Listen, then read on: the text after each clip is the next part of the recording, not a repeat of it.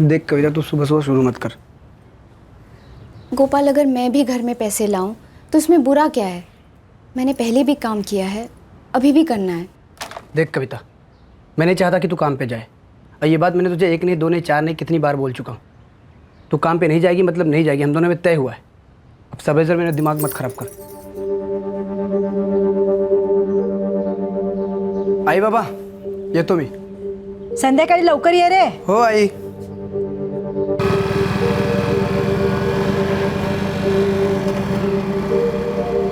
काम करने नहीं जाने देता, ना ही घर के बाहर जाने देता है। घर के बाहर कदम भी रखूं तो 10 सवाल करता है। मैंने नहीं सोचा था ऐसा कुछ होने वाला है। 2 महीने पहले सब कुछ कितना अलग था।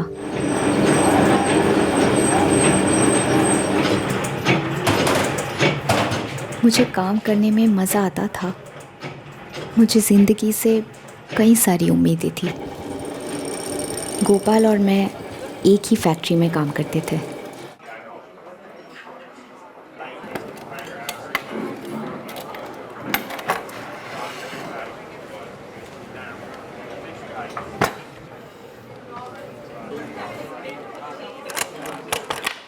तो फिर क्या सोचा तुमने?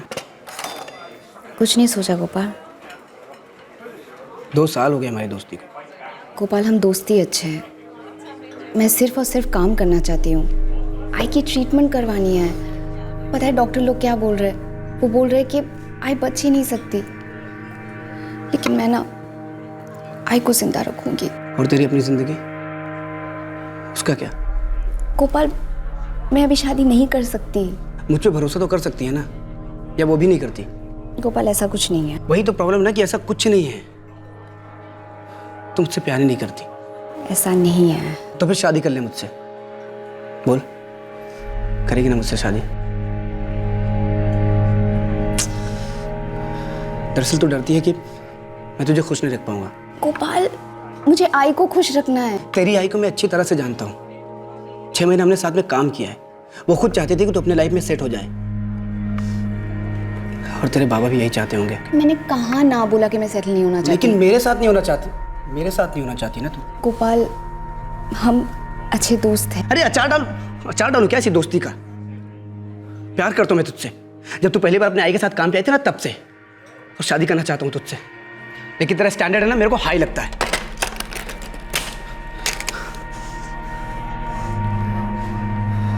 अच्छा दोस्त अगर पति बने ना, तो प्यार कम नहीं होता, उल्टा बढ़ता है। लेकिन तुझे मेरा प्यार दिखाई नहीं दे रहा। पता नहीं कौन सी पट्टी बांध रखी है आंखों पे। गोपाल,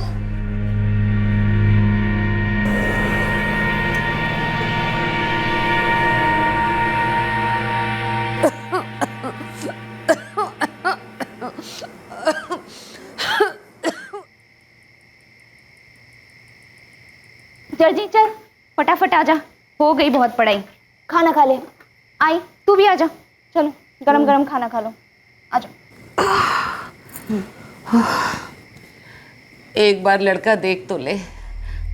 पढ़ा लिखा है, सरकारी नौकरी है, कोई ऐसी वैसी आदत भी नहीं है उसमें। खाना खाने के बाद बात करें। कविता, ऐसी बात मत टाल। सच्चाई तो बदलेगी नहीं ना। इस साल तो तेरी शादी होनी ही होनी है। सच्चाई ये भी है बाबा कि मुझे कोई जल्दी नहीं है। लेकिन मुझे जल्दी है। सभी डॉक्टरों ने जवाब दे दिया है कि मेरे पास समय कम है। मैं जाने से पहले एक बार तुझे दुल्हन बना हुआ देखना चाहती हूँ। आई, ऐसा मत बोल। कहीं नहीं जा रही तू, मैं तुझे जाने नहीं दूंगी। हाँ हाँ, मेरी हड्डियों का बढ़ता हुआ कैंसर डर जाएगा तुम लोगों से। देख कविता, मैंने तेरी इजाज़त लिए बगैर उनको रविवार को खाने पे बुलाया है। मिल लेना एक बार। डॉक्टर लोगों ने आई को ज़्यादा से ज़्यादा 6 महीने दिए थे। हम दवा, दुआ और प्यार से उसे रोकने की कोशिश कर रहे थे, और उस सब के बीच में मेरी शादी की बात चल रही थी। और दूसरी तरफ गोपाल अलग ही तरीके का नाटक कर रहा था।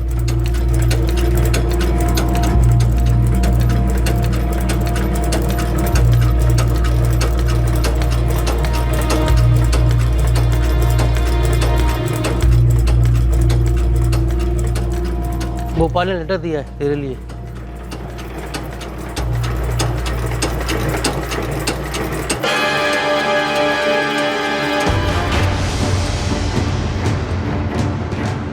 तुम मेरी नहीं हो सकती तो मुझे इस दुनिया का भी नहीं होना है। Good bye.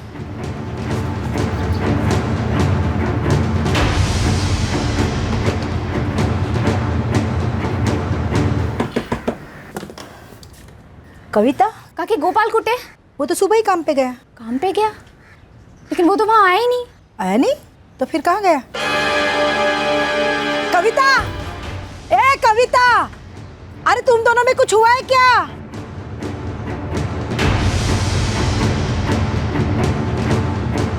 हाँ, देखा था मैंने उसे कहाँ?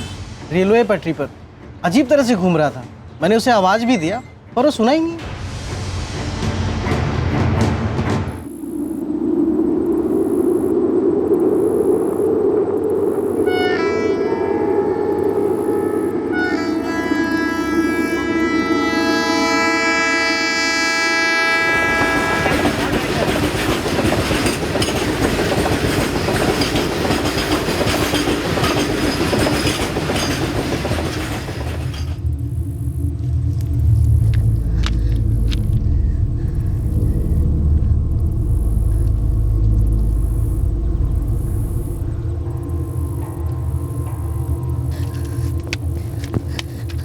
क्यों कर रहे हो तुम ऐसा?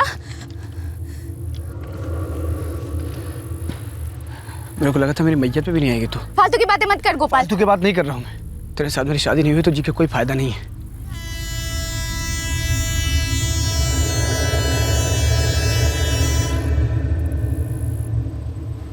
चल थैंक्स, मरने से पहले आखिरी बार तुझे देख तो लिया।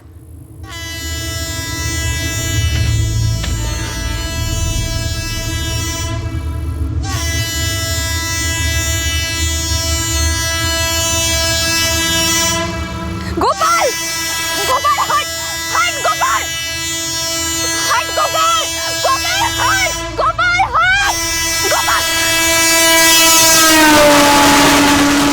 मत कर ऐसा। क्यों कर रहे तू ऐसा? शादी करेगी मुझसे?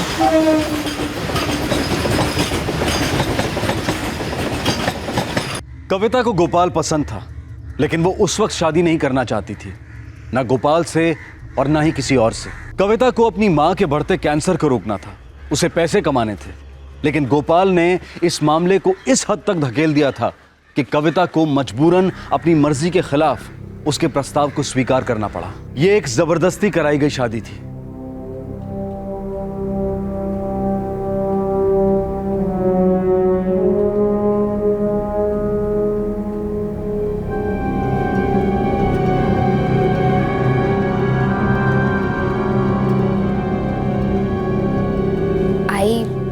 बाबा, मैंने और गोपाल ने शादी कर ली। शादी कर ली और हमें बताया भी नहीं? कविता क्यों? ये गोपाल ही क्यों? आई, वो मुझसे प्रेम करता है। प्रेम? तेरे चेहरे पे तो प्रेम नजर नहीं आता। है आई, मैं भी उससे प्रेम करती हूँ। कम से कम 8 से 9 रिश्ते, पढ़े लिखे अच्छी नौकरी वाले आए थे, बिना किसी मांग के। मुंबई पुणे के अच्छे फ्लैट में रह सकती थी तू। आई, मेरी शादी हो चुकी है। गोपाल मेरे पति है, मैं खुश रहूंगी उसके साथ। आशीर्वाद दे मुझे। आशीर्वाद तो मेरा सदा तेरे साथ है, लेकिन एक बात का दुख है बेटा कि तुझ जैसी पढ़ी लिखी होशियार लड़की को एक से एक रिश्ता मिल सकता था, बेहतर जिंदगी मिल सकती थी। आई की बात गलत नहीं थी, मैं भी इस शादी से कभी खुश नहीं थी, और फिर बात और बिगड़ती। बोल, मेरे को बोला क्यों नहीं तूने? इसमें बोलना क्या था? आई की तबीयत खराब थी तो मैं देखने गई उससे। तेरी आई की तबीयत महीनों से खराब है। सुबह जब मैं काम पे जा रहा था तब क्यों नहीं बोले तू? उसके बाद घर वापस आते हैं, वहां घंटों खड़े रह के हाँ ही करोगे तो उसका यही मतलब निकलेगा कि तुम दोनों एक दूसरे को पटा रहे हो। पहले शुरुआत किसने की, तूने कि उसने? क्या बकवास कर रहे हो तुम? काश जिंदगी में भी एक रिवाइंड बटन होता। काश मैं गोपाल की खुदकुशी की धमकी में नहीं आती। काश मैं और पीछे जा पाती अतीत में, जब आई की बीमारी शुरू हुई थी। काश तब जल्दी इलाज होता, अच्छा इलाज होता।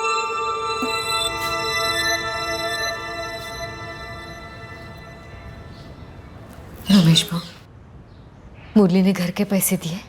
नहीं पार्वती ताई, आशा उससे पूछती रही, लेकिन वो हमेशा कुछ न कुछ बहाने बनाकर बात को टालता रहा। कविता, अब ये तेरी जिम्मेदारी है कि तू मुरली से पैसे निकलवाए। पता नहीं मैं कैसे करूंगी। आई को तो एक दिन जाना ही था, लेकिन मान ही नहीं पा रही हूँ कि आई नहीं है।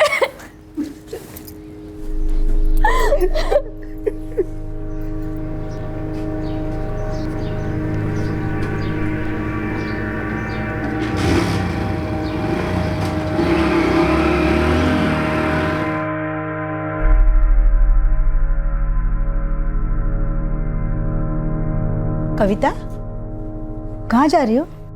जी वसंतपुर। वसंतपुर? क्यों? जी वो वसंतपुर में मुरली भाव रहते हैं, उनसे कुछ पैसे लेने हैं। मैं दोपहर तक लौट आऊँगी, चलती हूँ। ठीक है।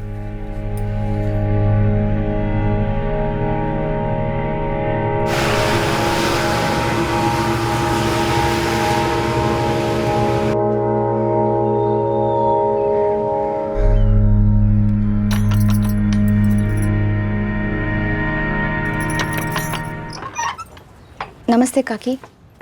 अरे कविता, कैसी है तू? मुरली भाव कहाँ हैं? वो तो गोदाम गए हैं। गोदाम किस तरफ होगा?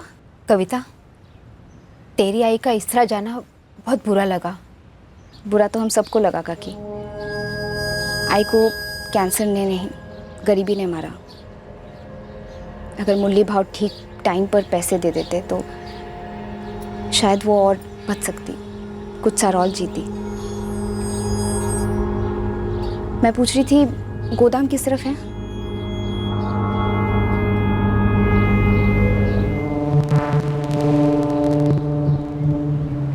अरे कविता, तू यहाँ कैसे? आपसे मिलने आई हूँ मुरली भाव। तेरी आई के ऐसे जाने को लेकर बहुत दुख है मुझे। शायद नहीं है, अगर होता तो पैसे बहुत पहले आ जाते। उससे जो बन पाया वो लौटाया मैंने। जो घर आपने किराए पे लिया था वो आई का घर था, वहाँ पे हम जन्मे पले बड़े। जानता हूँ कविता। कुछ नहीं जानते आप। बुरे दिन आए इसलिए घर को किराए पे दिया था, उससे भी बुरे दिन आए तो घर को बेच दिया। दिल पे पत्थर रख के बेचा था हमने, सिर्फ इसलिए ताकि आई का इलाज हो पाए। अब आई तो नहीं रही, लेकिन आप पर उधार बाकी है। दे दो 25,000 रुपये मेरे। तेरी आई को भी मैंने यही कहा था, तुझे भी मैं यही कहूँगा कविता। 25,000 देने की मेरी औकात नहीं है। मालिक ने दिहाड़ी कम कर दी है। वो तो इधर का सुपरवाइज़र सुभाष, वो मेरा दोस्त है, इसलिए जैसे तैसे चलता है मेरा। एक पैसा नहीं बचता है, उधार लेके घर चलाना पड़ता है। और 75,000 रुपये दिए ना मैंने। सौदा 1 लाख का हुआ था। अब नहीं दे सकता तो नहीं दे सकता, जान लेगी क्या? मुरली भाव आप ठीक नहीं कर रहे हो। तुझे जो समझना है समझ। 3 साल मैंने ईमानदारी से किराया दिया, फिर 75,000 रुपये देकर वो घर खरीदा। अब बाकी 25,000 नहीं दे पाऊँगा। ये मेरा आखिरी जवाब है।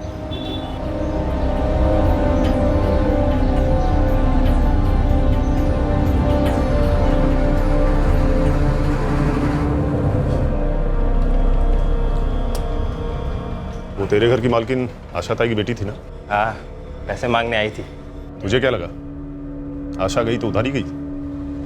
उसी की बेटी है कविता, पैसे लेकर रहेगी, छोड़ेगी नहीं तुझे। तो जो करना है कर ले, पैसे दूंगा नहीं। तो घर तेरा कैसे होगा? मतलब? वो घर आशा ने मरने से पहले कविता के नाम किया होगा। घर की सारी कागज पत्री कविता के नाम होगी। तो 75,000 रुपये नकद दिए बिना रिसीट के। ऊपर से तूने उस लड़की से पंगा ले लिया है, वो बखेड़ा खड़ा कर सकती है, और तू उस घर में रहते हुए भी उसे कभी बेच नहीं सकेगा। दाखव मला, कुठे आहे पैसे? उन्होंने दे ही नहीं। तूने मुझे सुबह बोला क्यों नहीं तू वसंतपुर जा रही है करके? क्योंकि उस वक्त मैंने सोचा नहीं था कि मैं जाऊंगी। फिर बाद में सोचा कि मैं पैसे मांगने के लिए चली जाती हूँ। मैं आई को बोल के गई थी। आई मेरी बेचारी है, गाय है वो गाय। तू उसको बोल के जाएगी ना तू मुरली भाव से मिलने जा रही है, तो भी वो मान लेगी। गोपाल, मैं सच बोल रही हूँ कि मैं वसंतपुर गई थी। मैं मुरली भाव से मिली। तू मुरली भाव से मिली ना?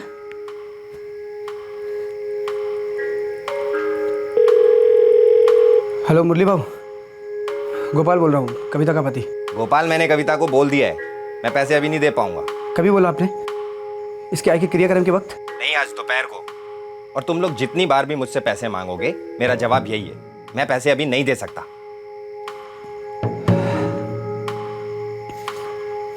खाना लगा।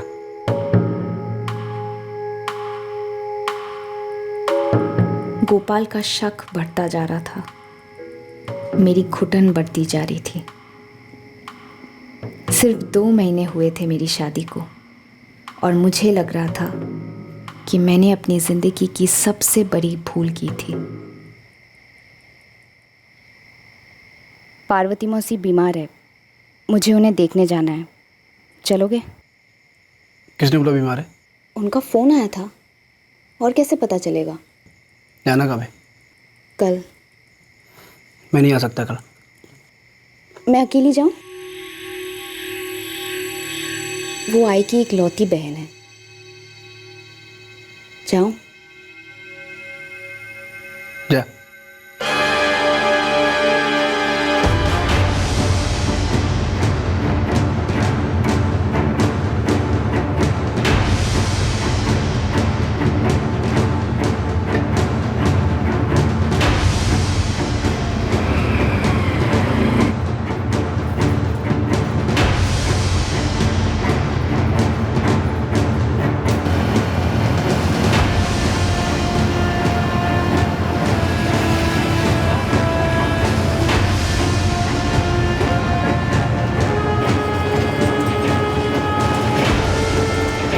दाखव मला, कुठे आहे पैसे? उन्होंने दिए नहीं। गोपाल, मैंने कविता को बोल दिया है, मैं पैसे अभी नहीं दे पाऊंगा। कभी बोला आपने? इसके आगे क्रियाक्रम के वक्त? नहीं, आज दोपहर को। पार्वती मौसी बीमार है, मुझे उन्हें देखने जाना है, चलोगे? मैं नहीं आ सकता कल। मैं अकेली जाऊं?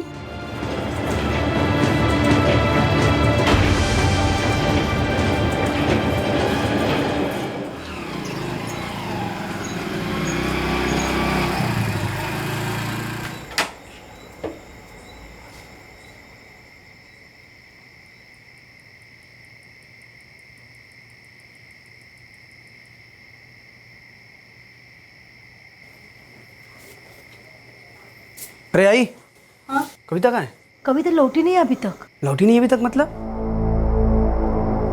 7:30 बज रहे और अभी तक वो अपने मौसी घर से वापस नहीं आई। मुझे क्या पता, और उसने बोला भी नहीं ये देर होगी करके। उसकी मौसी तो यहाँ उत्तम नगर में रहती है ना, तो फिर आने में इतनी देर कैसे हो सकती है उसको? बेटा तू उसको फोन करना।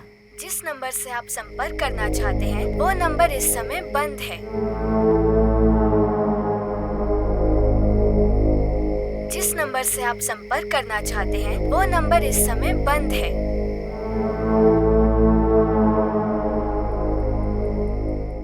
उस शाम को कविता घर नहीं लौटी। दरअसल उस शाम के बाद कविता उस घर में कभी नहीं लौटी। वो उस दर्द के पिंजरे से, मायूसी की काल कोठरी से दूर हो गई थी। लेकिन कविता थी कहां? क्या हुआ था उसके साथ? हाँ गोपाल, कविता आई थी इधर, 4 बजे के आसपास निकल गई यहाँ से। 4 बजे के आसपास? तो अब तक पहुंची क्यों नहीं? 8 बजे को आया है और उत्तम नगर से यहाँ तक आने में सिर्फ 1 घंटा लगता है। अरे देवा, तो गई कहाँ? यही सवाल तो मैं आपसे पूछ रहा हूँ, वो गई कहाँ वो, और किसके साथ गई? मुझे कैसे पता? यहाँ से 4 बजे निकल गई। बीच में कहीं रुकने वाली थी क्या? रुकना था मतलब उसने बोला आपको ऐसा कि कहीं रुकेगी करके? अरे नहीं, मैं तुमसे पूछ रही हूँ, उसने कुछ बताया था तुझे? मुझे भी कुछ नहीं बोली, और वैसे भी मुझे कुछ बोलती कहाँ है वो। पहले करती है और फिर बाद में कहानियां बनाती है। अभी तक घर नहीं पहुंची कविता? नहीं।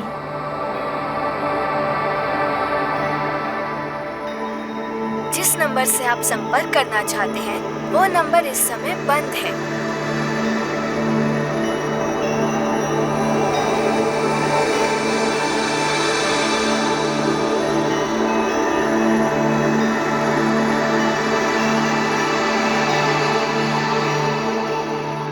किसी और रिश्तेदार के घर गई होगी? नहीं सर, ऐसा कोई रिश्तेदार तो नहीं है। पार्वती जी, कविता ने आपको क्या कहा था कि घर जा रही हूं मैं? घर ऐसा कुछ नहीं बोली, कहा देर हो रही है निकलती हूँ। मुझे लगा घर ही जा रही होगी। कुछ परेशान दिख रही थी वो। नहीं, ऐसा कुछ नहीं, हमेशा की तरह थी, ठीक ठाक। क्या बोला मुरली? वही हमेशा की तरह कि ऐसे उसने बोला था कि पैसे नहीं दे पाएगा वो। घर के कागजात कर दिए क्या उसके नाम? वो मुझे पता नहीं। आई ने कहा था कि तेरे नाम पे ये घर कर रही हूँ और कागजात पे कुछ दस्तखत किए थे। उसके बाद आई ने क्या किया क्या नहीं कुछ नहीं पता। बता, ये मुरली ना बहुत शाना है, धोखा दे रहा है तुझे। ये पैसे ना मिलने को लेकर कुछ टेंशन में थी वो। वैसे तो हम सभी उस घर को लेकर टेंशन में थे। क्यों? वो पुश्तैनी घर हमारी आई ने आशा को, मतलब कविता की माँ को दिया। आशा ने उसे भाड़े पे चढ़ाया, फिर मुरली आया वहाँ रहने। 3 साल था किराए पे। फिर आशा के घर की हालत कुछ ठीक नहीं थी तो घर बेचने की बात हुई। मुरली बोला वो ही खरीदेगा। 1 लाख में सौदा हुआ। मुरली ने 75,000 तो दे दिए, पर बाकी के 25,000 देने के लिए रखड़ा रहा है। ये मुरली साहब का नंबर दो। 444 256 7। जिस नंबर से आप संपर्क करना चाहते हैं वो नंबर इस समय बंद है। सर, ये मुरली साहब का नंबर भी स्विच ऑफ आ रहा है, कविता की तरह।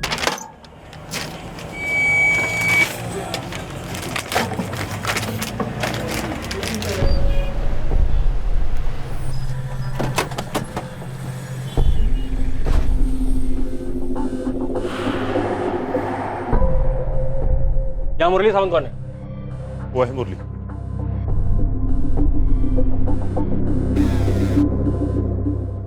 आप मुझे किधर ले जा रहे हो साहब? मैंने क्या किया है?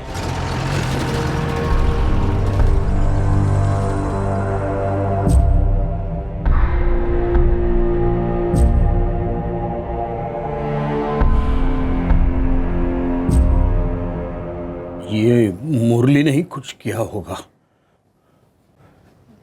मुझे भी ऐसा ही लग रहा है मुरली का बर्ताव देखकर। काफी हिली थी कविता। वो तो है। पैसे नहीं मिलने की वजह से परेशान तो थी वो। मुझे कुछ सही नहीं लग रहा है गोपाल। मैं कविता को अच्छी तरह जानता हूँ। जो भी हो, वो पूरा दिन घर से बाहर बिना बोले नहीं रह सकती। कहीं मुरली ने तो कुछ उल्टा सीधा नहीं किया होगा ना हमारे कविता के साथ?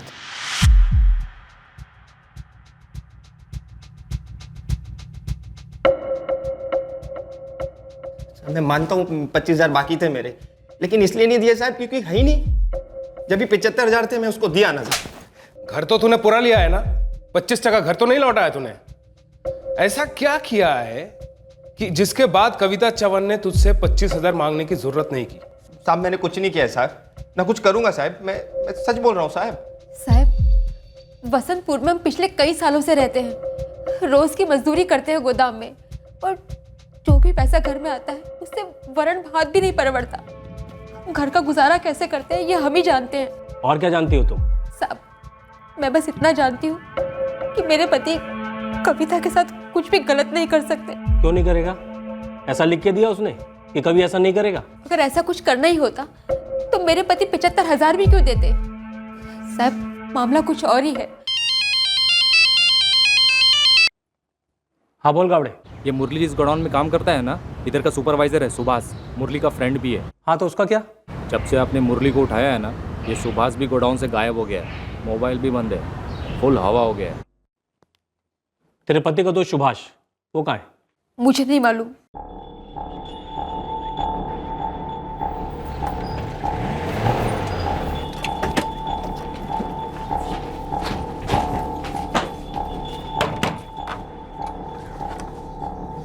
जी सुभाष का है? मालूम नहीं साहब, कल दोपहर को तो घर आए थे पर फिर कहीं चले गए। कुछ बोला नहीं, कहाँ गए मालूम नहीं।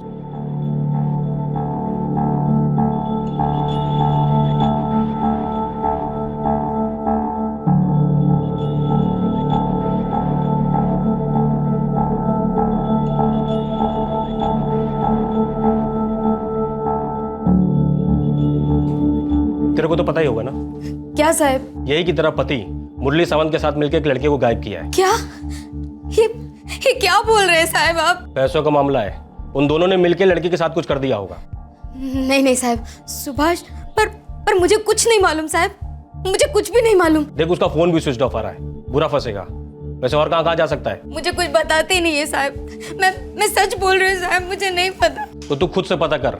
देख, अगर वो नहीं मिला ना तो तू बुरा फंसेगी, याद रखना।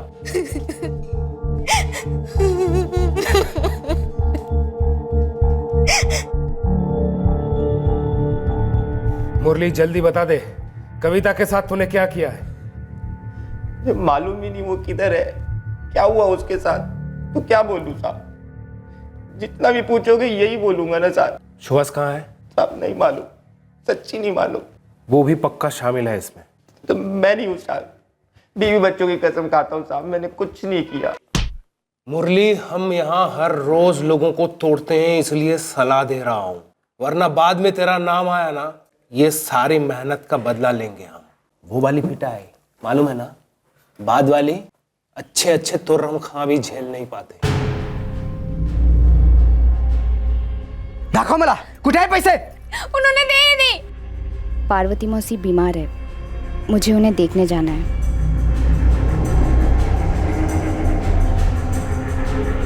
ना मैं उसे यहाँ बुलाती मुझसे मिलने, ना ही ये सब कुछ हो सकता। अपने पर मत ले पार्वती, तुझे थोड़ी पता था कि पीठ पीछे कौन क्या साजिश कर रहा है।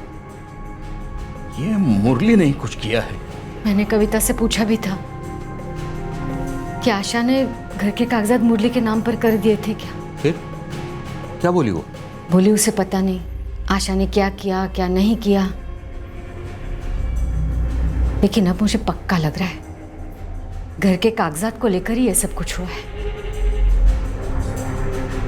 पहले दिन से ये गोपाल मुझे पसंद नहीं है। पता नहीं कविता ने उसमें क्या देखा। बाबा, आपको क्या लगता है, इस गोपाल ने कुछ गलत तो नहीं किया कविता दीदी के साथ? पता नहीं, देख गोपाल ने किया या किसी और ने किया, हकीकत तो ये है ना कि कविता की पिछले 3 दिन से कोई खबर नहीं है। ये हो सकता है क्या कभी? मुझे तो बहुत डर लग रहा है। इंतजार की कुछ और खौफनाक रातें और दम घोटते दिन बीत गए। कविता की डिटेल्स आसपास के पुलिस स्टेशन में भेज दी गई, लेकिन फिर भी कविता की कोई खबर नहीं थी। और फिर कविता के गायब होने के 5 दिन बाद पुलिस के सामने आया एक खौफनाक नजारा।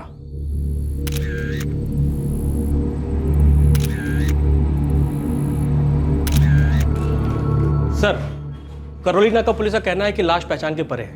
हाइट, कपड़े वपड़े, बाकी डिटेल्स मैच हुई? सर, जिस औरत की लाश मिली है उसने साड़ी पहनी थी जो लगभग पूरी तरह जल चुकी है। Height 5 foot 2 inch. कविता भी साड़ी पहनती थी और 5 फुट 2 इंच के आसपास की थी। हाँ सर। पोस्टमार्टम होने दो, देखते हैं ये लोग 25,000 के लिए कहां तक जा सकते हैं। उम्र 20 से 25 साल के बीच में थी। कविता चवन भी 22 साल की थी। डीएनए सैंपलिंग करने में भी बहुत मुश्किल आएगी इंस्पेक्टर, क्योंकि बॉडी लगभग पूरी तरह से जल चुकी है। हड्डियों से कुछ पता किया जा सकता है? हाँ, लैब में स्कल की मैपिंग की जा सकती है। हम लोग खोपड़ी को संभाल कर रख लें। कुछ और डिटेल्स दे सकते हैं आप डॉक्टर? जली हुई लाश के सीने पर छुरे, चॉपर या तलवार जैसी किसी चीज के वार के कई निशान मिले हैं, और ऐसे ही निशान पेट पे भी। कुछ और? हाँ, और कुछ भी है, और जो शायद बहुत ज्यादा इंपॉर्टेंट। क्या? बॉडी के पेट में 3 से 4 महीने का गर्भ था। ये औरत प्रेग्नेंट थी। बॉडी पे एक भी चीज नहीं है आइडेंटिफिकेशन के लिए।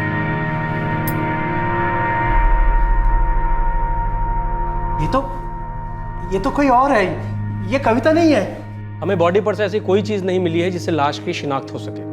सारा इलाका छाना गया है, लेकिन कहीं कुछ नहीं। तो फिर पहचान कैसे होंगे सर कि ये कविता ही है? एक चीज है, ये औरत पेट से थी। नहीं, ये हमारी कविता नहीं है। पेट से होती तो मुझसे कहती ना। गोपाल, तुझे कुछ कहा था? नहीं, मतलब मेरे को तो कभी कुछ नहीं बोली, और आई को भी कभी कुछ नहीं बोली।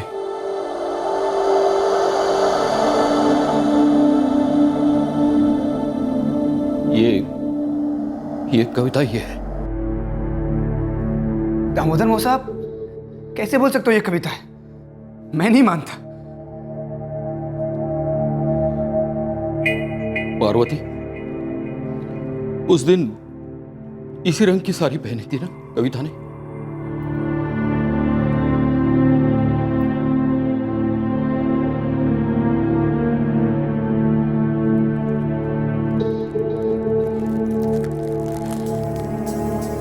नहीं, ये मेरी कविता नहीं है।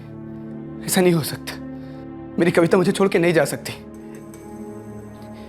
मैं नहीं मानता ये मेरी कविता है। रिपोर्ट कब तक मिल सकती है? कम से कम 1 हफ्ते का टाइम लगेगा सर। हमें विक्टिम का एक क्लियर फोटोग्राफ भी लगेगा। उसके बाद हम कविता चौहान की तस्वीर उस स्कल पर सुपर इम्पोज करेंगे, फिर मैच करेंगे। फोटोग्राफ आपको मिल जाएगा। ओके। ये गोपाल से कविता चौहान का एक क्लियर फोटोग्राफ मंगवाओ। सर।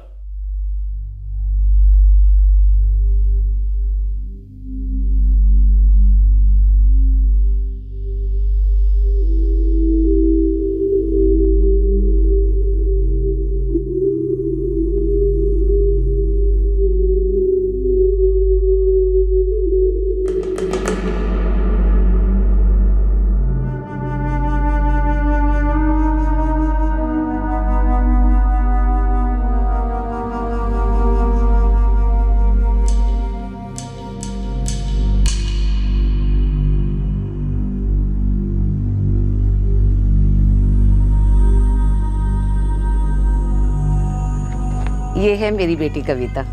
बड़ी प्यारी बच्ची है। टॉफी खाओगी? अरे वाह।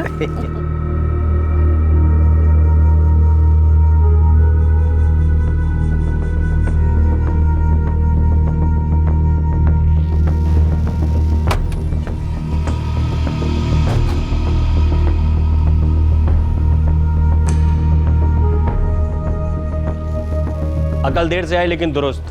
अच्छा किया सरेंडर करके। सुभाष वाघमारे, वरना दौड़ा दौड़ा के कूटते थे। ले चलो इसे। इस केस में फिलहाल 2 आरोपी थे, मुरली सावंत और सुभाष वाघमारे, और वो दोनों पुलिस की कस्टडी में थे। आरोप यह था कि मुरली ने कविता चौहान को 25,000 रुपए देने थे, जो वो नहीं दे रहा था। पर क्या इन 2 दोस्तों ने वाकई में कविता का कत्ल कर दिया था 25,000 के लिए? दूसरी तरफ पुलिस के सामने एक बुरी तरह से जली हुई लाश थी। क्या यह लाश वाकई कविता चौहान की थी?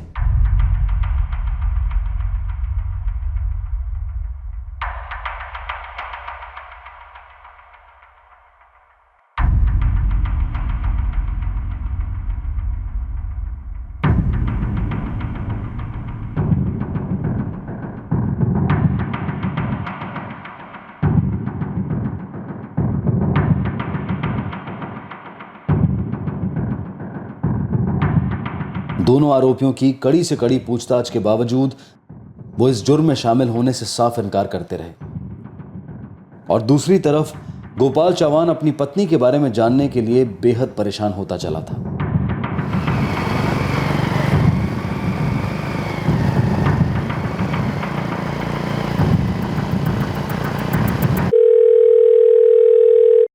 हाँ मुकेश, कोई न्यूज? हमने सुपर इम्पोजिशन कर दिया है। कविता के फोटोग्राफ्स और उस स्कल के डायमेंशंस परफेक्ट फिट हुए हैं। So it is Kavita Chauhan inspector, no doubt about it.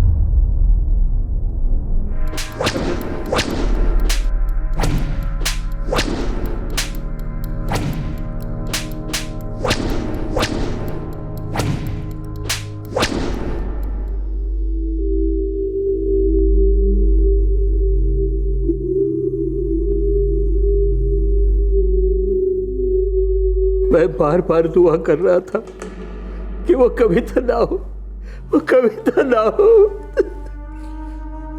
मुझे तो पहले से लग रहा था कि वो कविता ही है। एक अर्जे से मुझे भी लग ही रहा था ये मुरली जरूर कुछ ना कुछ करेगा। हाँ साहब, आपने नहीं किया है।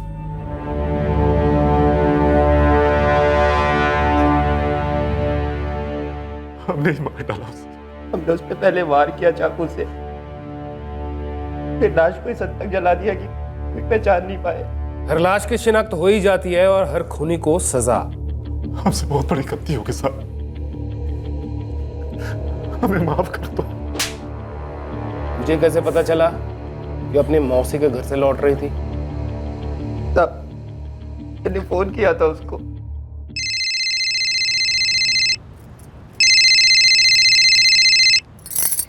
बोलो मुरली भाव। हाँ कविता, मुझे ये पैसे वाला मामला ख़त्म करना है। मैं तेरे पैसे देना चाहता हूँ। ये अच्छी बात है, मैं कल आ जाती हूँ पैसे लेने। नहीं नहीं, कल नहीं, आज ही आकर लेना। आज मैं बाहर हूँ, उत्तम नगर से घर जा रही हूँ, पार्वती मौसी के घर से। हाँ तो मैं तेरे को आधे रास्ते पे मिलता हूँ ना। देख तेरे पैसे हैं, लेके ख़त्म कर। ठीक है भाव, करौली नाका पे बस रुकेगी, मैं वहीं उतर जाऊंगी, तो वहीं पे मिलते हैं। जल्दी आ जाइएगा, मुझे बहुत देर हो चुकी है। नहीं नहीं, देर नहीं लगेगी, तू उधर ही रुक, मैं करौली नाका पहुँचता हूँ। करौली नाका के पास से ही हमें एक जली हुई लाश मिली।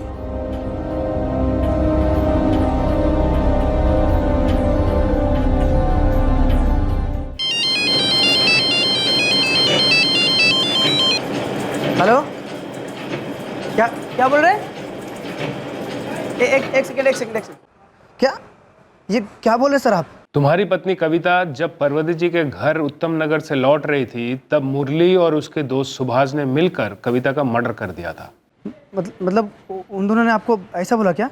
हाँ, उन दोनों ने अपना जुर्म कबूल कर लिया।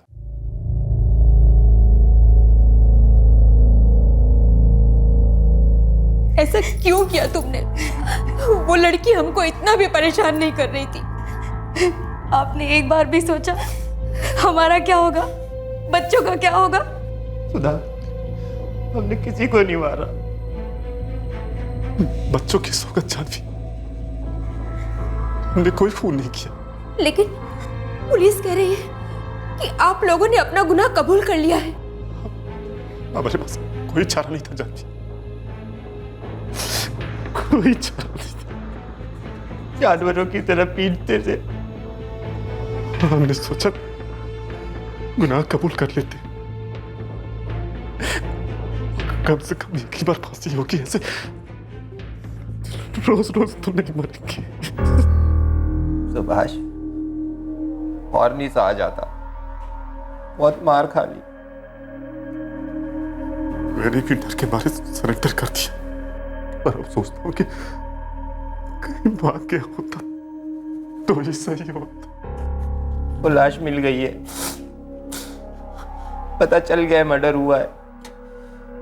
हम ही दोनों आरोपी हैं। वो हमें और मारेंगे, एक एक हड्डी तोड़ देंगे हमारी। मरे होकर हम कबूल कर ही लेंगे।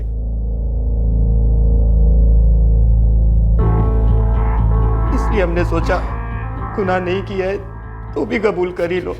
पर क्यों? अब ये लोग कहेंगे कि आप ही खूनी हो, आप लोगों को ही सजा मिलेगी, और आपने कुछ भी नहीं किया, फिर भी सजा आपको होगी। अरे एक बार तो सोचा होता हमारे बारे में कि हमारा क्या होगा।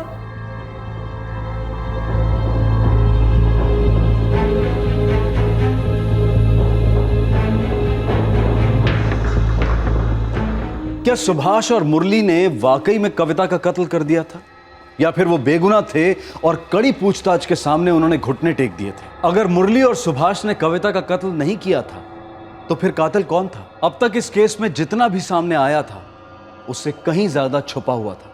हमारे पति किसी की जान नहीं ले सकते साहब। उन्होंने हमें बताया कि वो लोग आपकी मार सहन नहीं कर पा रहे थे, इसलिए उन्होंने जुर्म कबूल कर लिया। साहब उन्हें छोड़ दीजिए साहब, हम हाथ जोड़ते हैं साहब, उन्हें छोड़ दीजिए। हर मुजरिम के अंदर एक एक्टर छुपा रहता है। हमारे सामने काफी एक्टिंग कर ली उन्होंने, दाल नहीं गली, अभी तुम्हें बेवकूफ बना रहे हैं वो। ये है बयान उनका, साइन है उनके, देखो।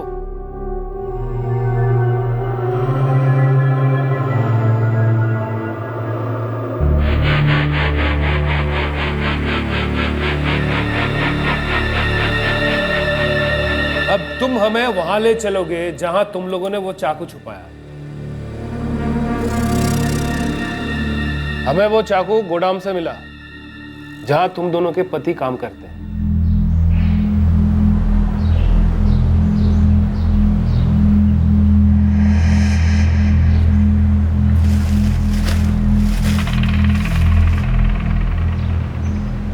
चाकू बरामद करने के बाद उन दोनों ने करोली नाका के पास हमें वो जगह दिखाई जहां झाड़ियों के बीच लाश को उन लोगों ने जलाया था। यही मारा था ना कविता चौहान को? यही मार के जलाया था ना? हाँ साहब।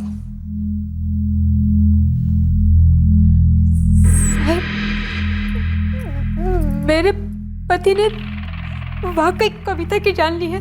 तुम्हारे पति मुरली सावंत ने कविता का कत्ल किया है और जानवी तुम्हारे पति सुहास ने इस कत्ल में मुरली सावंत का साथ दिया। कविता अपनी पार्वती मौसी के घर से लौट रही थी। इन्होंने उसे फोन करके बीच में बुलाया और मुरली सावंत ने उसे पैसा लौटाने का वादा भी किया था।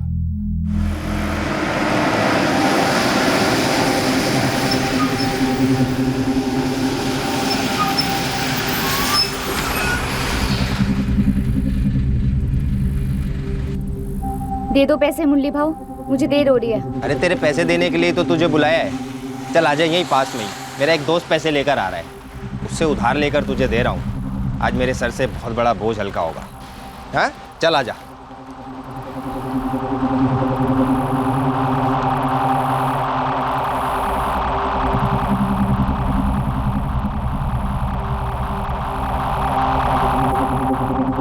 मुरली भाऊ और कितना दूर है?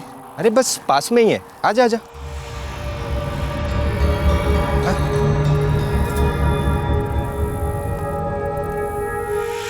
आजा।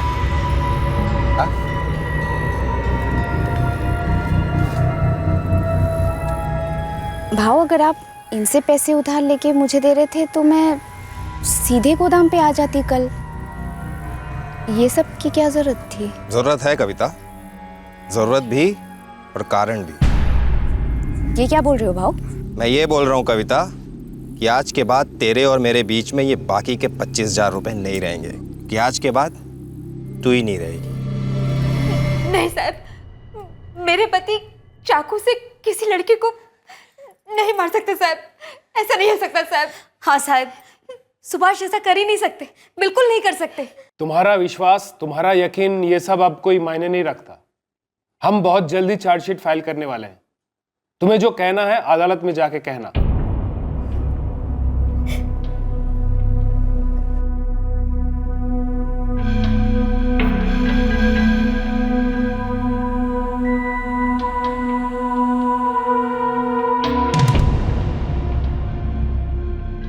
मार दिया उन्होंने कविता को।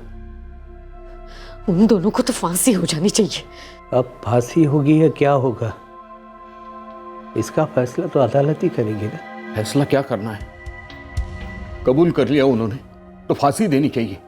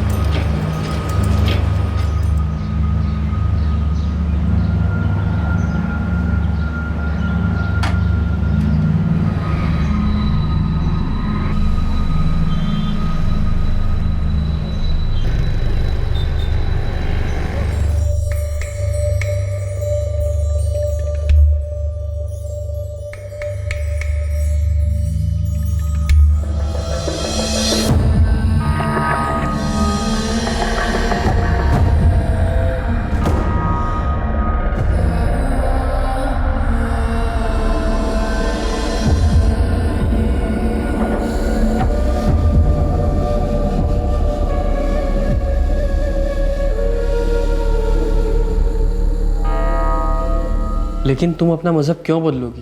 ताकि तुम्हारे अम्मी अबू का इरादा ना बदले रफीक। लेकिन मुझे अच्छा नहीं लगेगा अगर तुम अपना मजहब बदलोगी। लेकिन जैसे मैं थी, क्या वो उन्हें कबूल होगा? सर, पुलिस चार्जशीट के अनुसार आरोपी मुरली विठल सावंत और सुभाष यतिन वाघमरे ने रमेश कदम और मरहूम आशा कदम की बेटी और कंप्लेनेंट गोपाल चौहान की पत्नी कविता चौहान का कत्ल किया है। आईपीसी 302 कत्ल के लिए, आईपीसी 120 बी क्रिमिनल कॉन्स्पिरेसी के लिए, आईपीसी 34 कॉमन इंटेंशन और 201 सबूत गायब करवाने के चार्ज लगाए गए हैं। सर, मेरे क्लाइंट मुरली विठल सावंत और सुभाष यतिन वाघमारे दलील करते हैं कि वो दोषी नहीं है। पुलिस इन्वेस्टिगेशन और आरोपियों के बयान के बाद यह अदालत मुरली विट्ठल सावंत और सुभाष यतीन बागमारे पर आईपीसी 302, 120B, 34 और 201 के चार्जेस लगाती है। आज से मुकदमे की सुनवाई शुरू होगी। मुरली सावंत और सुभाष वाघमरे पर कविता चौहान के कत्ल का मुकदमा शुरू हुआ। इन दोनों आरोपियों ने पुलिस के सामने कबूल किया था कि उन्होंने किस तरह से कविता का कत्ल किया था और फिर उसकी लाश को ठिकाने लगा दिया था। लेकिन कविता चौहान तो जिंदा थी और उसका रफीक नाम के आदमी के साथ निकाह होने जा रहा था। इस केस ने कई जिंदगियां तहस नहस कर दी।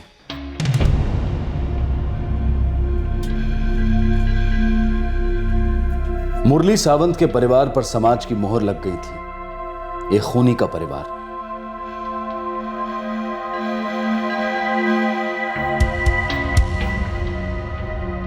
सुभाष वाघमरे के घर में भी वही हाल था। कोई मदद को तैयार नहीं और ऊपर से जिल्लत की बौछार। दूसरी ओर कविता के परिवार के लोग न्याय चाहते थे और वो चाहते थे कि कविता के हत्यारों को कड़ी से कड़ी सजा मिले। सब लोग यही मानकर चल रहे थे कि कविता मर चुकी है। इस केस की तहकीकात करने वाली पुलिस टीम भी यही मान रही थी कि कविता का कत्ल हुआ है। सर, मुरली सावंत और सुभाष वाघमरे हमें उस गोडाउन पे ले गए जहां ये दोनों काम करते थे और जहां इन्होंने वो चाकू छुपाया था जो हमने बरामद किया है। फिर ये दोनों हमें करौली नाका के पास उस जगह ले गए जहां विक्टिम कविता चौहान का इन्होंने कत्ल किया और बाद में लाश को केरोसिन डालकर जला दिया था। ये आपको वहां ले गए थे या आप इन्हें वहां ले गए थे? क्योंकि लाश आपको वहीं मिली थी। ये दोनों हमें वहां ले गए थे। सर, मेरे क्लाइंट इस चार्ज को नकारते हैं कि वे पुलिस को क्राइम सीन पे ले गए थे, बल्कि उनका कहना है कि पुलिस उन्हें वहां ले गई थी। सर, जाहिर सी बात है डिफेंस अब ये कहेगी कि पुलिस ने ही वहां पे मर्डर वेपन को प्लांट किया है। नहीं सर, पुलिस ने वो चाकू प्लान नहीं किया था, उन्हें वो चाकू वहां मिला था। हम इस चार्ज को नकारते हैं कि वो चाकू मर्डर वेपन है। मुरली सावंत एक मजदूर है और उस चाकू का इस्तेमाल बोरे के धागे काटने के लिए करता है। दोनों आरोपी जिस सीमेंट गोडाउन में काम करते हैं उसी गोडाउन से चाकू बरामद हुई, वो भी हेड सुपरवाइजर की मौजूदगी में। सच तो यह है सर कि मेरे क्लाइंट 3rd डिग्री टॉर्चर सह नहीं पाए और इसी डर में उन्होंने कबूल कर लिया कि वो कत्ल उन्होंने किया है। नहीं सर, सच ये है कि मुरली सावंत डरा हुआ था और उसके डर का कारण था कविता चौहान का उससे अपने हक के 25,000 रुपए की डिमांड करना, जो मुरली सावंत देना नहीं चाहता था। इसलिए उसने अपने दोस्त सुभाष वाघमरे के साथ मिलकर उसके कत्ल का षड्यंत्र रचा और फिर इस कत्ल को अंजाम दिया। मुरली सावंत के पास ठोस मोटिव था कविता चौहान का कत्ल करने का, 25,000 रुपए। ये चाकू क्राइम सीन से रिकवर नहीं हुआ है और ना ही इसे गोदाम में छुपाया गया था, बस एक जगह पे पड़ा था जहां रोज पड़ा होता है। ये कोई सबूत नहीं है। सर, कत्ल करने के बाद छुरे को धोकर वापस अपनी जगह पर रख देना ये कोई रॉकेट साइंस नहीं है। पोस्टमार्टम रिपोर्ट के हिसाब से इसमें साफ लिखा है कि विक्टिम पर एक नहीं, दो नहीं, कई बार वार किया गया। सर, आरोपियों ने चाकू से शक की बूंदें हटाकर सोचा कि वो बच सकते हैं, लेकिन इससे यह हकीकत नहीं छुप सकती कि उनके पास कविता चौहान का मर्डर करने का एक ठोस मोटिव था और उन्होंने ही इस मर्डर को अंजाम दिया है।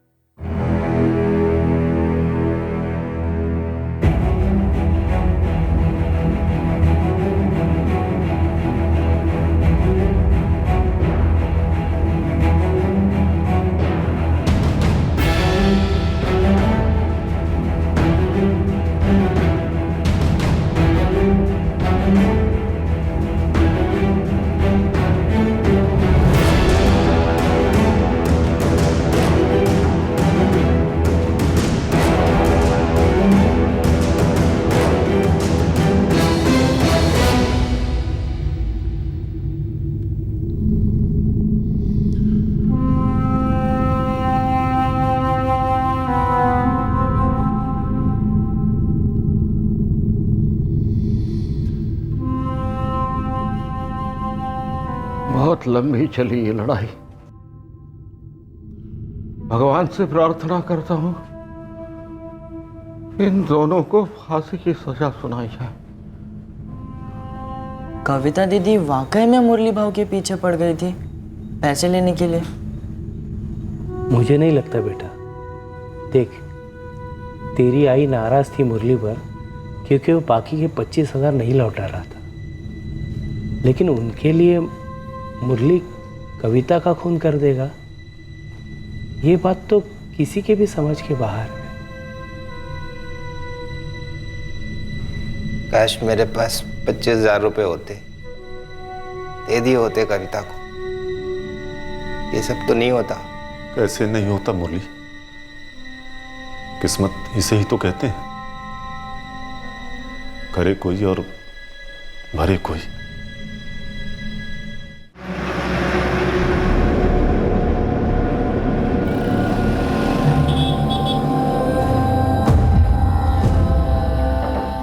अम्मी, आपके अम्मी अब्बू कहाँ हैं? बेटा अम्मी अल्लाह को प्यारी हो गई। और आपके अब्बू? चलो बेटा अपना बैग भर लो, मैं तुम्हारा टिफिन लेके आती हूँ, ठीक है? शबाना, नाज़नीन की बात को ऐसे क्यों काट दिया? अब्बू हैं तुम्हारे, भाई है, मौसी है। नाज़नीन उन सबको जानेगी, उनसे मिलेगी तो क्या बुराई है? बुरा तो तकदीर का खेल है रफ़ीक। मैं आज तुम्हारे और नाज़नीन के साथ कितना खुश हूँ। काश मैं ये खुशी अपने घर वालों के साथ बांट सकती, लेकिन पता नहीं क्यों मैं कभी घर लौट ही नहीं पाई। कितनी बार दिल किया कि पार्वती मौसी से मिलूं, बाबा से मिलूं, रजनी से मिलूं।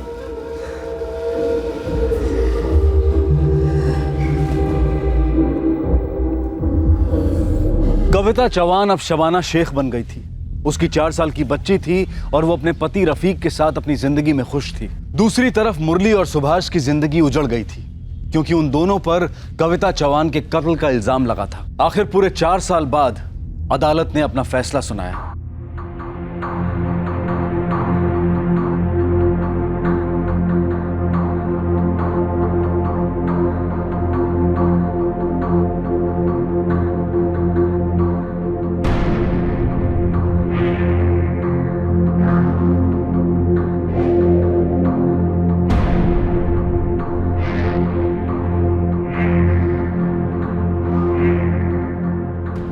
इस केस की पुलिस इन्वेस्टिगेशन और लैब रिपोर्ट साबित करते हैं कि कविता चौहान का कत्ल हुआ, इसमें कोई दो राय नहीं है। प्रोसिक्यूशन ने यह साबित करने की कोशिश की कि मुख्य आरोपी मुरली विठल सावंत की कविता चौहान के साथ पैसों को लेकर अनबन थी, जिसकी जड़ सालों पहले हुआ एक घर का सौदा था। मरहूम आशा कदम ने अपना पुश्तैनी घर मुरली सावंत को बेचा था, जिसके 25,000 रुपए वो उन्हें लौटा नहीं रहा था, और इसी लेन देन को मोटिव ऑफ मर्डर बताया जा रहा है। इस केस में मुरली सावंत के दोस्त गोडाउन सुपरवाइजर सुभाष यतीन बागमारे को भी को अक्यूज बनाया गया है, पर इस अदालत को इस केस में कत्ल के इरादे को लेकर सर्कमस्टेंशियल एविडेंस जो पेश किए गए हैं वो काफ़ी नहीं है।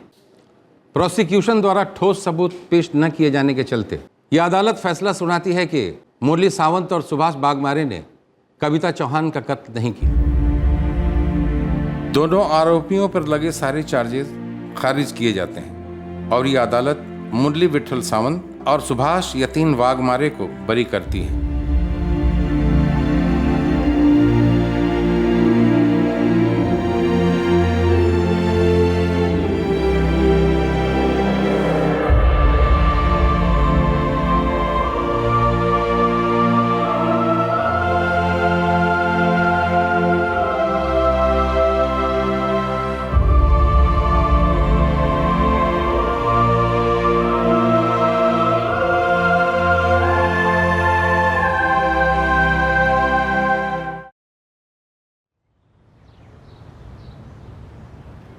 मुरली और सुभाष बरी तो हुए थे पर बाइज्जत नहीं। उन पर जो खूनी होने की मोहर लग चुकी थी वो स्याही मिटने की बजाय अब और रंग लाने लगी थी। ये दोनों कानून की नजरों में बरी हुए थे पर लोगों की नजरों में नहीं। पहले पुलिस स्टेशन में इन दोनों ने चीख चीख कर बोला था कि वो निर्दोष हैं, फिर अदालत में दलीलें की थी और अब समाज के सामने हाथ जोड़ रहे थे बस एक ही बात कहने के लिए कि उन्होंने कत्ल नहीं किया था।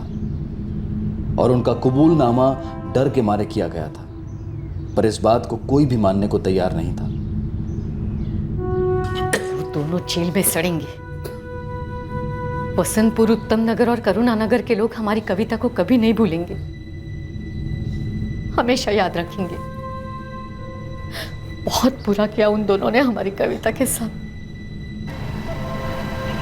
कविता का पहला पति गोपाल चौहान भी अपनी जिंदगी में लौट गया।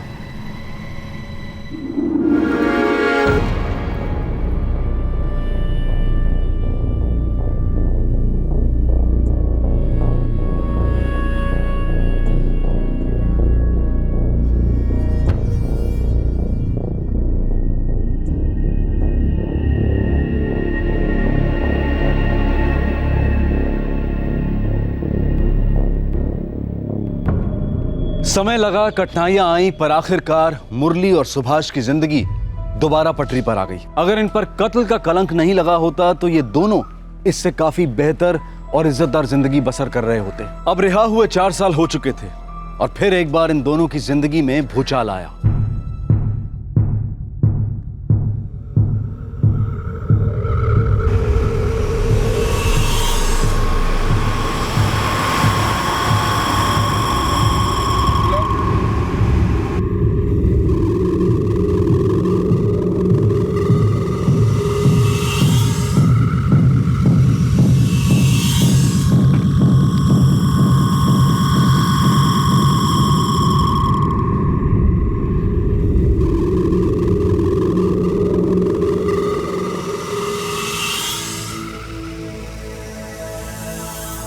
क्या हुआ? चेहरे का रंग क्यों उतर गया?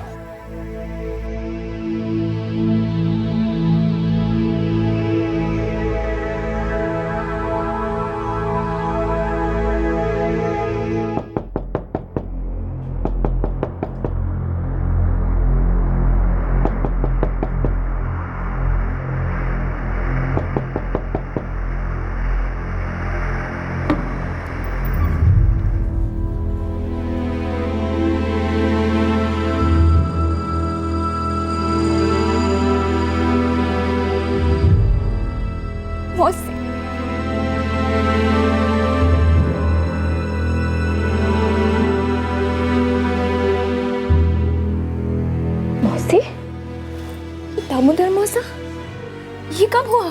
2 साल हो गए, लेकिन तू इतने साल।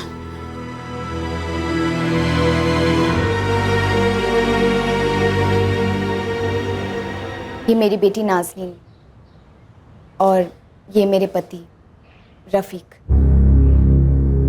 नाज़नीन, रफीक? और मैं कविता नहीं हूँ, शबाना हूँ, शबाना रफीक शेख।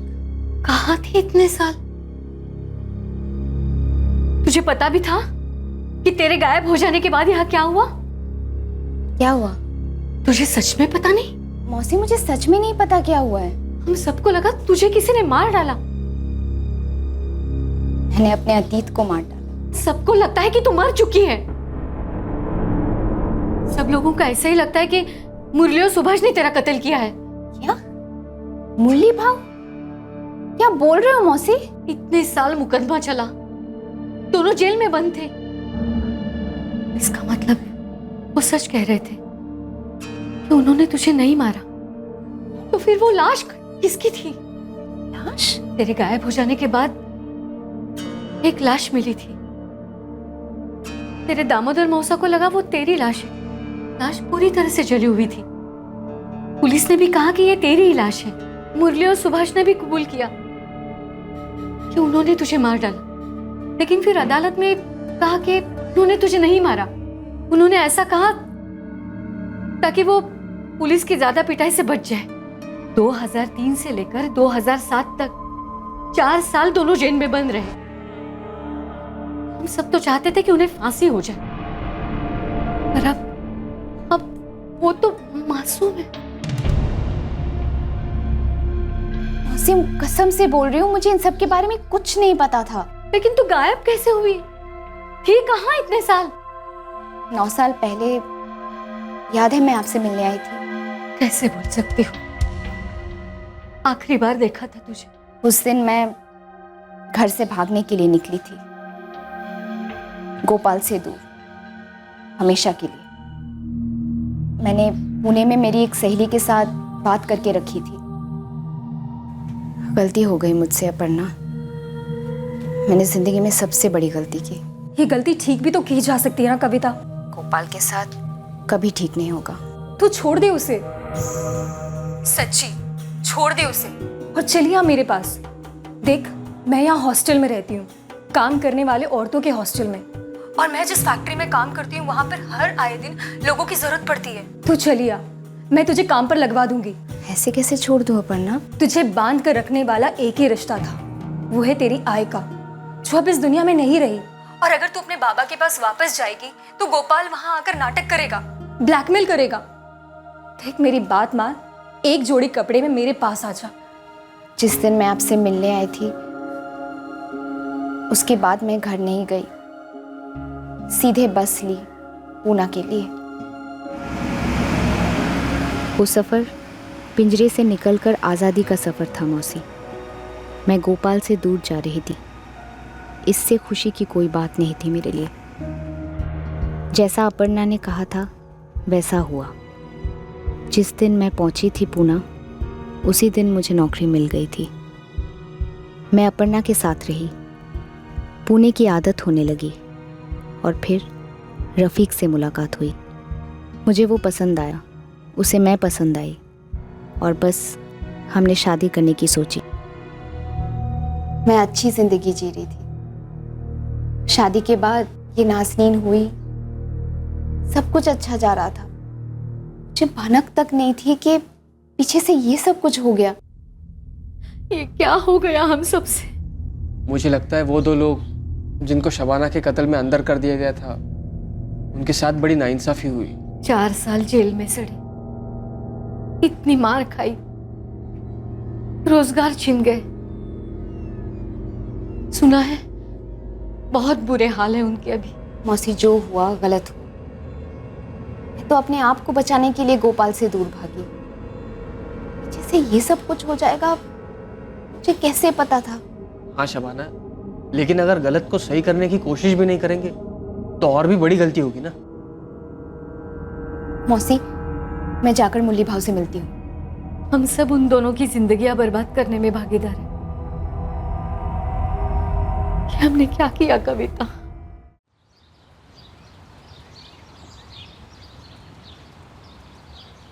मुरली भाव,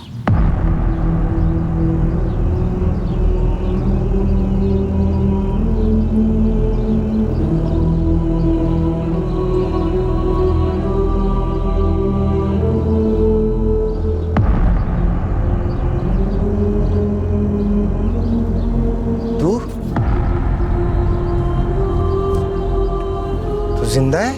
हाँ भाव, मैं जिंदा हूँ, और मुझे अभी अभी पता चला है कि इतने सालों में आपके साथ क्या क्या हुआ है। भाव, भाव, पार्वती मौसी ने मुझे सब कुछ बताया, लेकिन कसम से बोल रही हूँ भाव, मुझे मालूम नहीं था कि ये सब कुछ हो गया है। इतने साल बेकार ही खूनी बोलकर खून पिया, पहले पुलिस ने, फिर लोगों ने। मुझे रत्ती भर की जानकारी होती तो मैं सीधे वापस आ जाती और सब सच बता देती, लेकिन अभी भी देर नहीं हुई है। क्या करेगी तू? गुजरा वक्त वापस तो नहीं आएगा, लेकिन सहे गए दर्द का मरहम हो सकता है, नाइंसाफी की भरपाई हो सकती है। अब जो भी हो, मैं यहाँ से कुछ न कुछ करके ही जाऊंगी।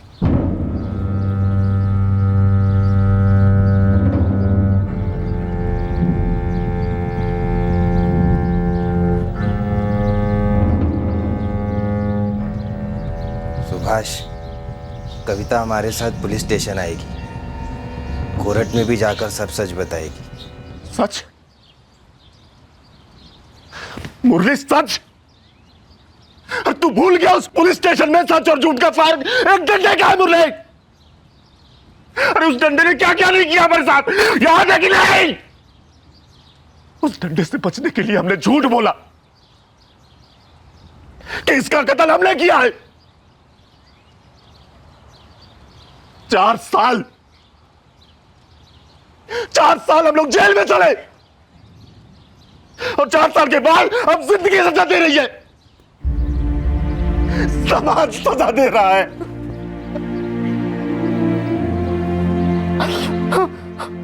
आके किसी से मिला नहीं सकते। बच्चे हमारे गर्दन झुकाकर जीते हैं। लेकिन काका सब कुछ बदल सकता है। मेरा तुझसे कोई लेना देना नहीं था, और तेरी वजह से मेरी पूरी जिंदगी बर्बाद हो गई। काका, मैं पुलिस और अदालत में जाके सब कुछ सच बता दूंगी। आप एक बार चलिए तो सही। मुझे कहीं नहीं जाना तुम्हारे साथ। सच तो यह है कि तुम मर चुकी हो। हमने ना सही तो किसी और ने मार डाला, लेकिन हम बरी हो चुके हैं। मैं कहीं नहीं जाऊंगा, ना पुलिस स्टेशन ना कोर्ट। काका, मेरी माफी मांगने से आपकी कोई सहायता नहीं होगी, लेकिन मैं बस इतना कहना चाहती हूँ कि मैं भी एक उम्र कैद से भाग रही थी, फांसी के फंदे जैसे घुटन से भाग रही थी, पति की पिटाई से भाग रही थी, लेकिन मुझे मालूम नहीं था कि मेरे भाग जाने के कारण तो मासूम जिंदगी तहस नहस हो जाएगी।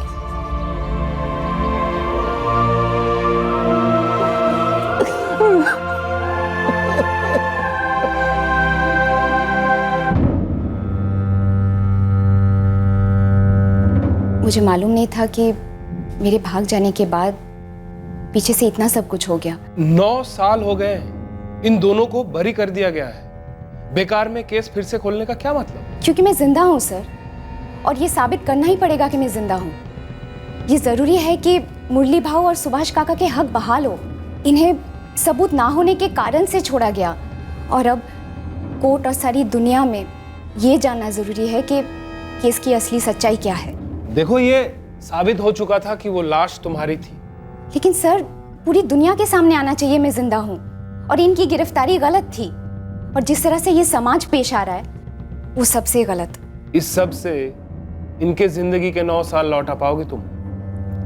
अगर मैं उन पर लगाया हुआ कलंक मिटा सकती हूँ तो वो अगले 9 साल और अगली सारी जिंदगी ये दोनों सर उठा के जी सकेंगे। इज्जत और आज़ादी भी तो कोई चीज़ होती ना साहब।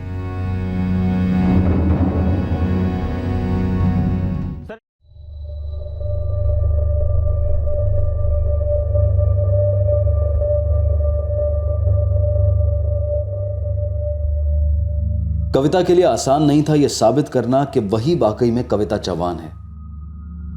डीएनए टेस्टिंग के बाद यह साबित हुआ कि कविता चौहान उर्फ शबाना शेख एक ही शख्स है। सर, गोपाल मुझे बहुत तकलीफ देता था, उससे मैं दूर भागना चाहती थी। एक दिन मौका मिला तो मैं भाग गई, लेकिन मैंने ये गलती की कि मैंने ये बात किसी भी अपने को नहीं बताया, ना पार्वती मौसी को, ना दामोदर मौसा को, और ना ही मेरे सौतेले पिता रमेश चौहान को।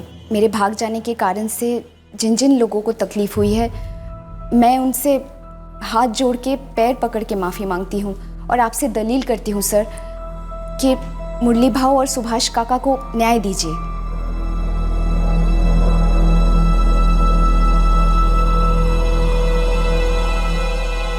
यह अदालत इस बात को कबूल करती है कि इस केस में पुलिस इन्वेस्टिगेशन और इस अदालत ने भी भूल की है, गलत किया है। 2 बेगुनाह लोगों पर इल्जाम लगा कि उन्होंने एक औरत का कत्ल कर दिया, जबकि वो औरत जिंदा है। सर, इन्वेस्टिगेटिव ऑफिसर भी ये मानते हैं कि उनसे चार्जेस फ्रेम करने में भूल हुई है, पर लेबोरेटरी ने कंफर्म किया था कि लाश कविता चौहान की है। इसीलिए पुलिस ने भी मान लिया कि लाश कविता की ही है, और पुलिस का पूरा शक मुरली सावंत पर था, और उसने भी कबूल किया और सबूत भी दिए। इसलिए मेरी अदालत से गुजारिश है कि इन्वेस्टिगेशन को लेकर पुलिस को दोषी न ठहराया जाए। कोर्ट ये मानती है कि पुलिस ने लैब द्वारा भेजी गई गलत रिपोर्ट पर अपनी इन्वेस्टिगेशन जारी रखी, जिस बात के लिए पुलिस को दोषी नहीं ठहराया जा सकता। लेकिन कोर्ट इस बात को नज़रअंदाज नहीं कर सकती कि 2 बेगुनाह नागरिकों के साथ हमारे हाथों अन्याय हुआ है, नाइंसाफी हुई है। कोर्ट इन दोनों के खिलाफ दर्ज किए गए और खारिज किए गए मुकदमे को नल एंड वाइड मानती है और ऑर्डर पास करती है कि इस केस को दोबारा खोला जाए और अज्ञात महिला की मौत का केस दर्ज किया जाए और तहकीकात शुरू की जाए।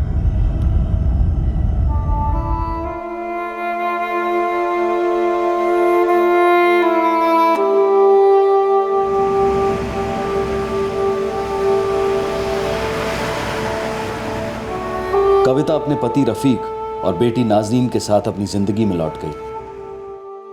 कविता की मौसी पार्वती भी अपनी जिंदगी बसर कर रही है। कविता का सौतेला पिता रमेश और भाई रजनी भी अपने अपने संघर्ष में लगे हुए हैं। मुरली सावंत अब थोड़ी चैन की सांस ले रहा है। कोर्ट के फैसले ने उसे न्याय की एक झलक दिखला दी है। सुभाष वाघमरे भी अब मानता है कि कविता ने पुलिस के सामने जाकर अच्छा काम किया। लौटने के बाद कविता गोपाल से कभी नहीं मिली और ना ही फोन पर कभी कोई बात हुई। गोपाल ने भी कोई पहल नहीं की, वो भी अपनी जिंदगी में बिजी हो गया है। 2 बेगुनाह जिन पर एक ऐसे जुर्म का आरोप लगा था जिससे उनका कोई वास्ता नहीं था, वो आज भी कोर्ट द्वारा प्रदान किए गए मुआवजे का इंतजार कर रहे हैं। उन्होंने उच्च न्यायालय के दरवाजे पर भी दस्तक दी है कि सालों से हो रही पीड़ा और जिल्लत का जो सामना उन्हें करना पड़ा है उसका भी ख्याल रखा जाए। कविता अब शायद ही कभी अपने गांव वापस आएगी।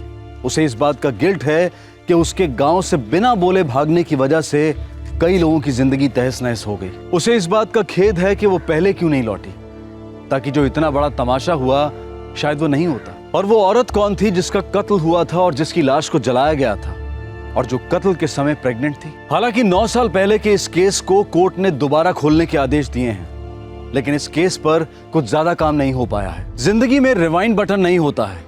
गुजरे हुए समय में हुई किसी घटना पर या अपने कर्मों पर अफसोस करने से वर्तमान के हालात सुधरने की बजाय और बिगड़ सकते हैं। हमें वर्तमान में जीना है और वर्तमान के अभी इस पल में दुरुस्त काम करने से हम अतीत के दर्द और भविष्य के डर दोनों को मिटा सकते हैं। काश ऐसा या वैसा होता तो ये सोचते और दोहराते रहने से कई सरल सवालों के जवाब भी मुश्किल बन जाते हैं। पर क्या हम पीछे मुड़कर देखना बंद कर सकते हैं? क्या हम जिंदगी के उस रिवाइंड बटन को तलाशना बंद कर सकते हैं?